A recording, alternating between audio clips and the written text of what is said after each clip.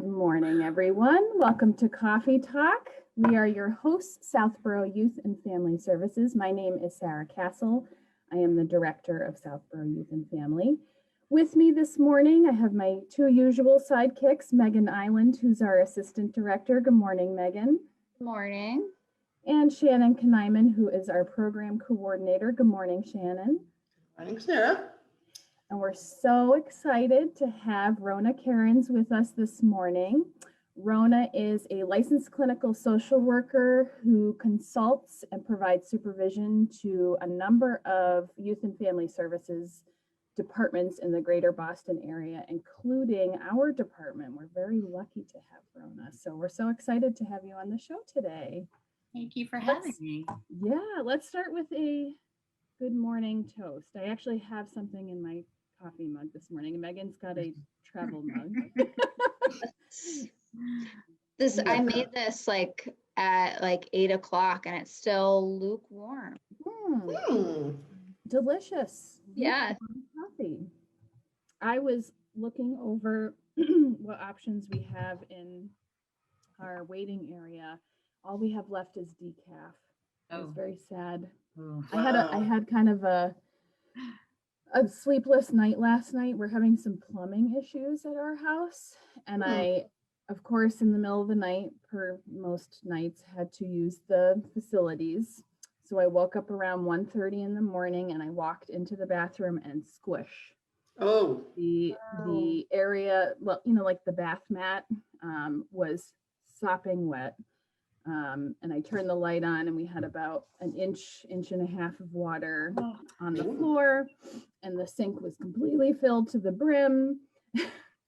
So without waking anybody up, I mopped all of that up and took care of it. And then came 6 o'clock this morning. So then I couldn't go back to sleep easily. But 6 o'clock this morning, my husband yelled to me, "Why is the bathroom rug downstairs soaking wet?" And I was like, "Why is the bathroom rug downstairs soaking wet?"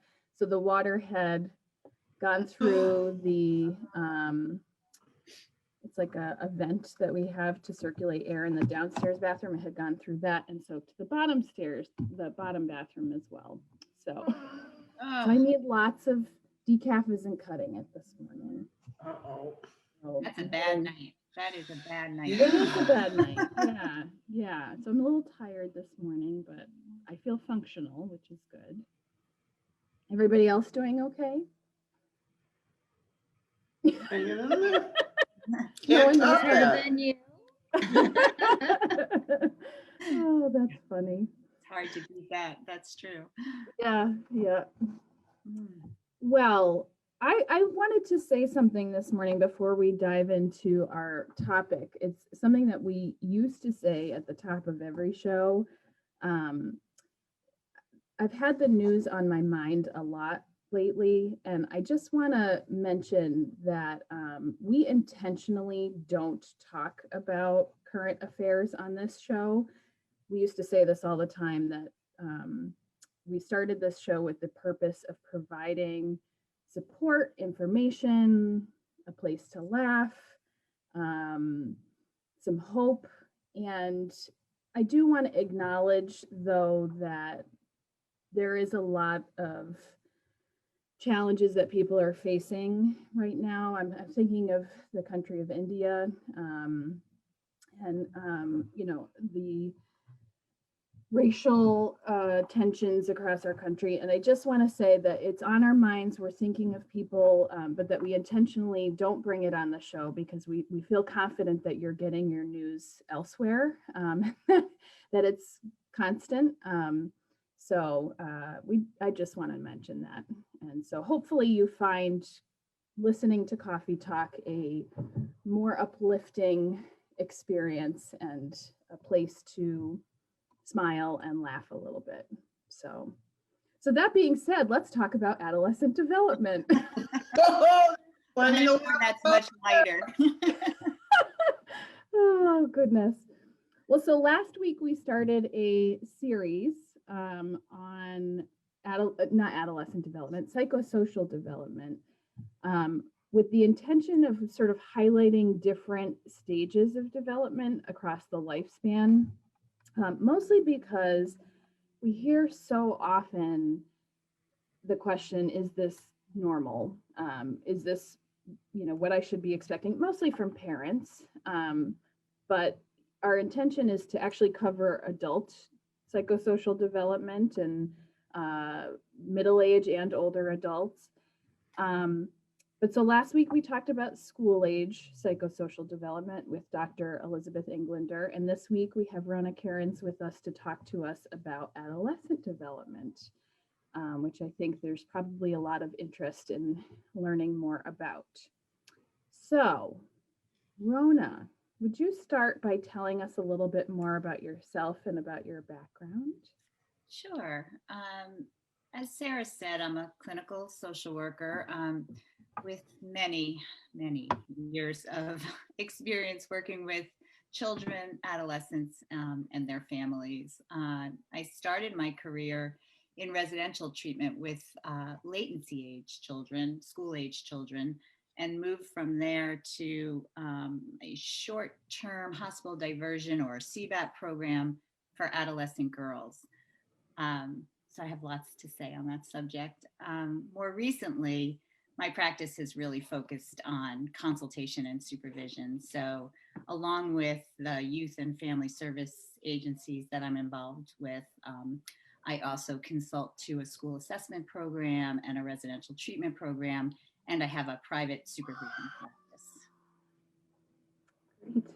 Shannon, I think I hear children in the background over at your house. Oh. No. Not my house. No. No. No, I have the headphones on today because I'm live from a zoo. I got it. That's great. So thank you. Thank you.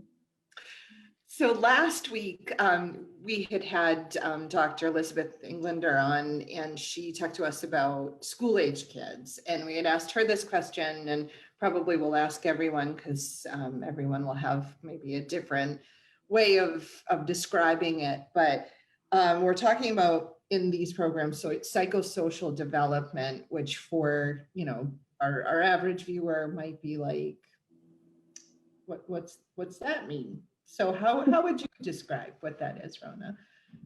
It's so funny because I had a friend over this weekend and she's a psychologist, and I was telling her a little bit about coffee talk, and I said, so the first question is psychosocial development. She's like, I would have to look it up. And here we are practicing, So I said, I'm glad, that's very validating. Here's a little secret, Rhona. We're asking you because we need to look it up too. Right. The fact of the matter is we all know it, right? Yeah. How do you actually describe it? And I think the simplest way I could come up with was really just the interaction between a person and the environment. And if you think about psychosocial theory, it really just reinforces that we are social beings, and it is our interaction between the environment and ourself that helps us to develop certain tasks dependent on whatever developmental stage we're at. You could think of it as the development of personality and the acquisition of like social skills and social attitudes. So all of the influences around us help us to develop who we are and who we become. Great. So I almost feel like making a distinction between general development. When I think of I was actually talking with my children about this at the breakfast table today, because Ethan said, what's the coffee talk topic today? And I said, adolescent development. And he was like, I don't know what either of those two words mean. And so I said, adolescent is kind of like a fancy word for teenagers. And development is like, so then we started using analogies of a plant. It starts as a seed and then it grows and maybe turns into a flower or grows into a tree. And he's like, so are you talking about planting teenagers? Oh. No. Kind of. But I did try to make in my head it's sort of a distinction between physical development. There's things that happen, excuse me, physically for a person across the lifespan. So for me, in my head, I make the distinction about what's happening developmentally, socially for a person versus physically what changes they're experiencing.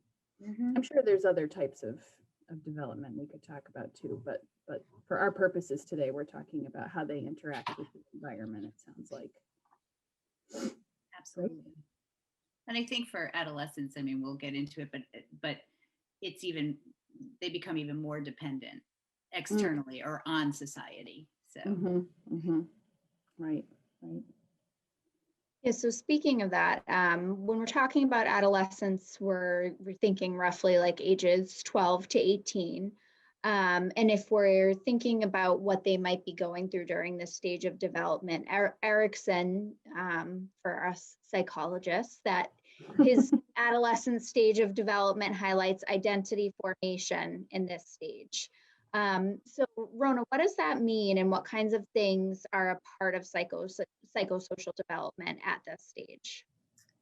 So I think we can all agree that teens are really undergoing an immense amount of change. So many things are changing for them physiologically, cognitively, biologically. And I think all of those come together and cause the adolescent to begin to think about, who am I? When, as children transition from childhood to adulthood, they do start to feel, it's a natural stage, they start to feel a little insecure about who they are, where do they fit in, and some of that is based on all of those other changes. The other piece that adds insult to injury, if you will, is that they can now begin to think abstractly, which means they can think beyond what is in front of them. And so they start to wonder, who am I going to be? How am I going to fit into this world? And there's so many pieces of identity to consider. There's religious, political, vocational, gender, sexuality, ethnicity. So it's a very complicated time for them. They're trying to develop their self-concept, their values, their personality is evolving. So it's a very, very transitional time. I think, does that make sense? So to the second part of your question, Megan, is that what you might see in that stage is, based on what we've already learned about psychosocial development, is that they're going to start to look outward. They're going to look externally, because we're all social beings, and we learn a lot about ourselves through others' reactions, others' opinions. And so the teens start to venture, their focus goes externally. They look to pop culture, to friend groups, to trends, and to start to develop a sense of who they are.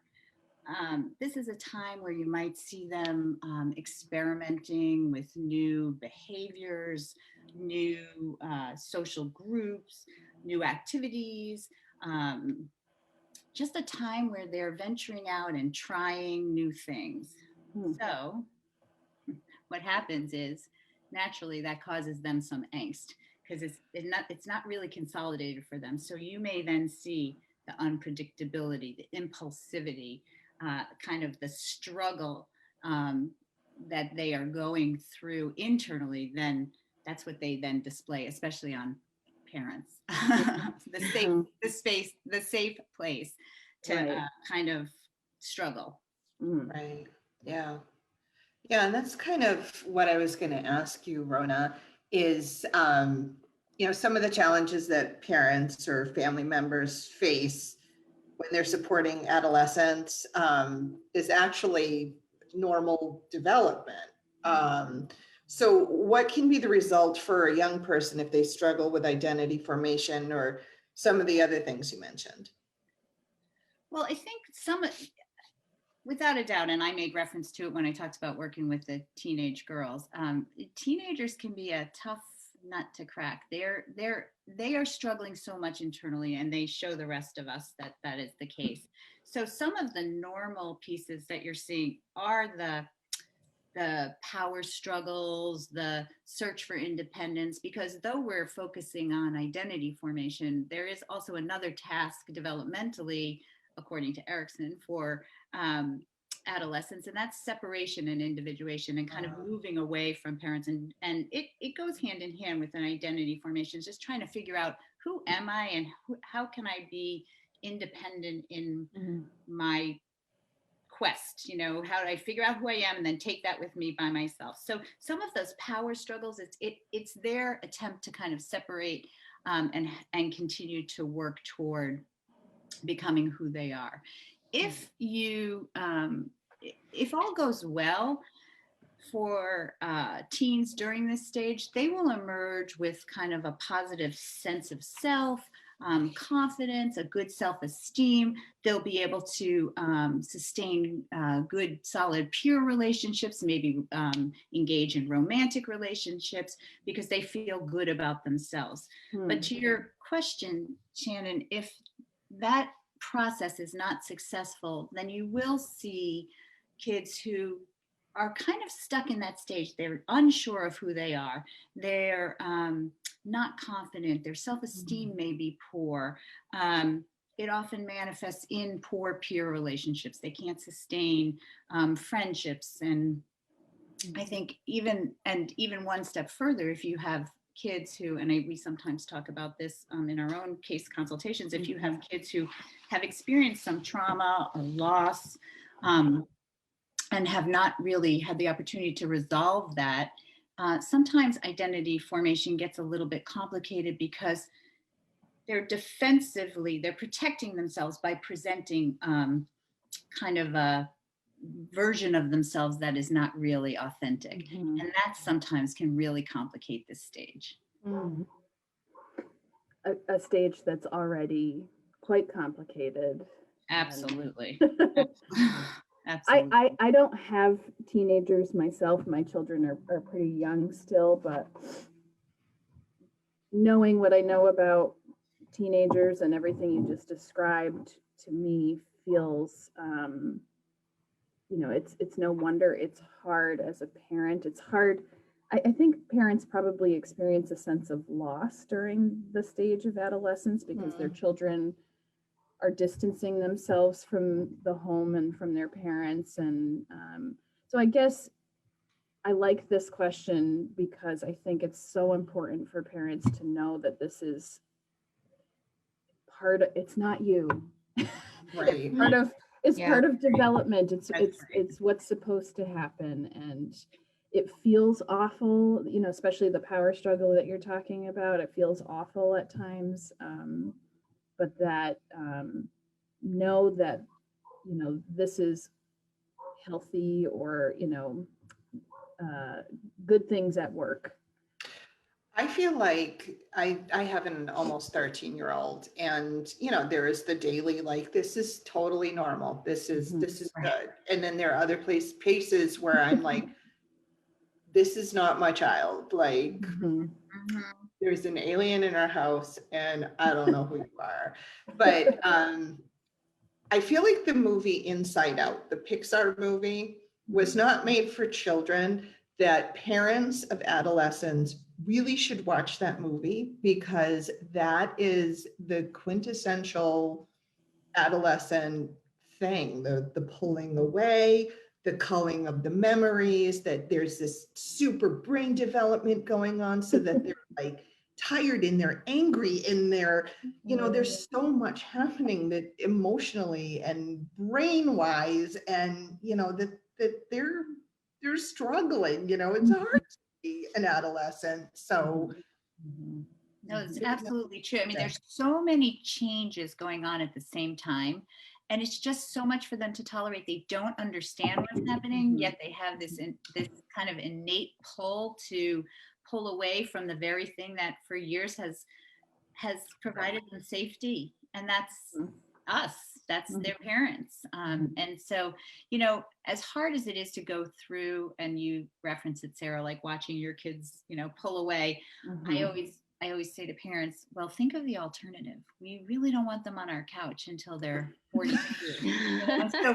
So you may have to go through a little struggle to kind of, what's that movie, Matthew McConaughey, Failure to Launch? You want to make sure that you're launching them. So it is challenging. And I think we're going to talk a little bit about parents' roles too, but there is an important piece, because you can't really, they still need their parents, even though they don't look like they might at that moment. Yeah, absolutely. Would it make sense to talk about that for a second? I think yeah. parent piece, just because I think that it is a really complicated time for parents. And I think that I just really feel like I want to make sure that we have time to talk about the fact that parents should not at all underestimate how important they are during this stage. That despite the fact that, kids are doing this, they need to know that you are still there. They need the consistency that you provide. They need the support that you provide. And as they venture out, they need to have somewhere to come back to. I think that it doesn't feel like it in the moment, but they need for you to balance giving them the freedom and adjusting to your new kind of adventurous child who may look very different than the one you knew prior.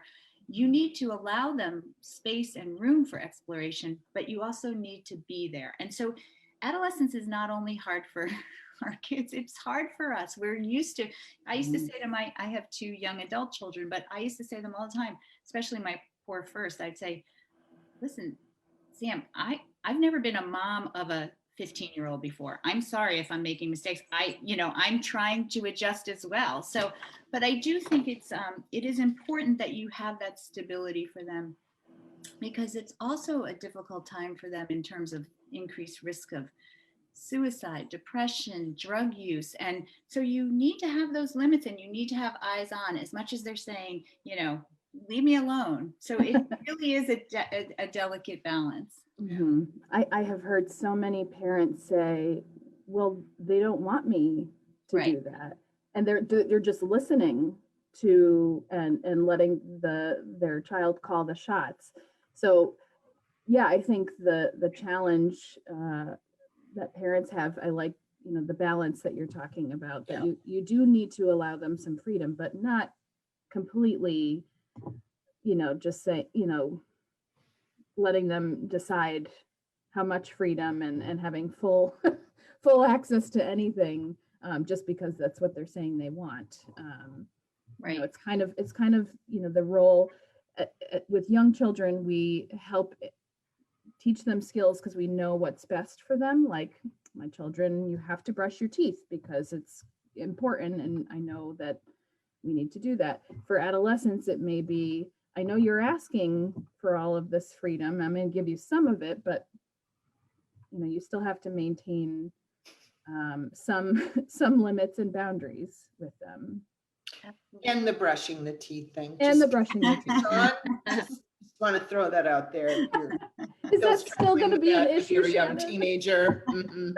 Yes, it is. So Ethan literally said to me, I was like, you have to take a shower tonight before bed. And he was like, but I took one last Thursday. And I was like, honey, you took one before last Thursday. You certainly did, but you have to take showers more often than that.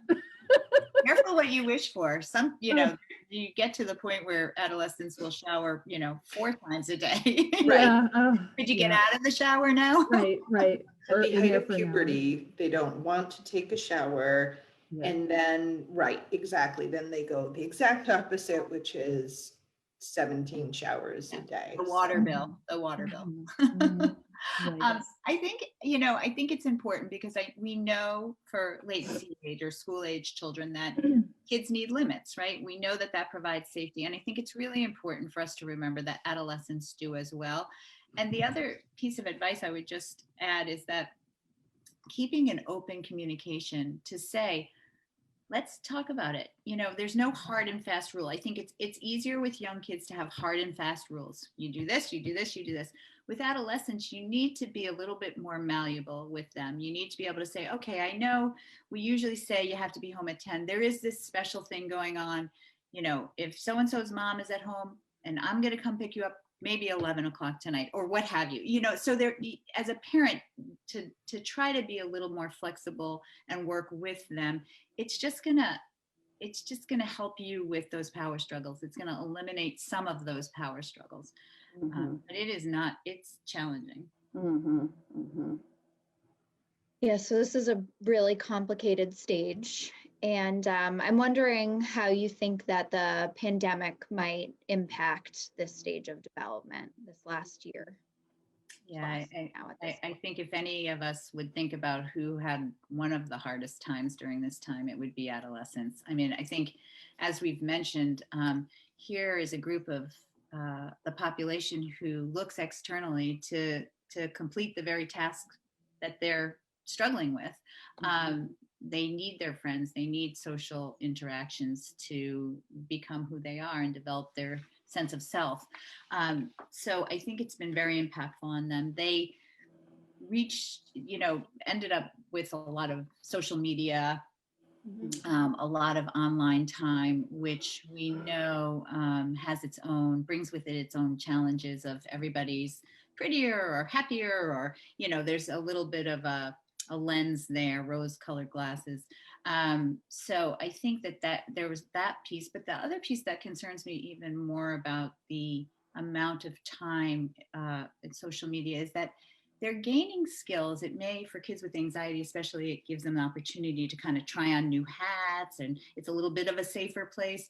However, I do worry about how transferable those skills are.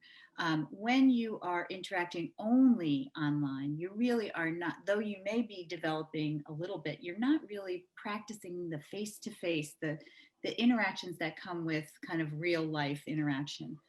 And the other piece is that when you think of teens, we often think of them in groups, right? There's a bunch of teenagers hanging down at the corner, or they're at the park, and that's because that's also a part of identity formation.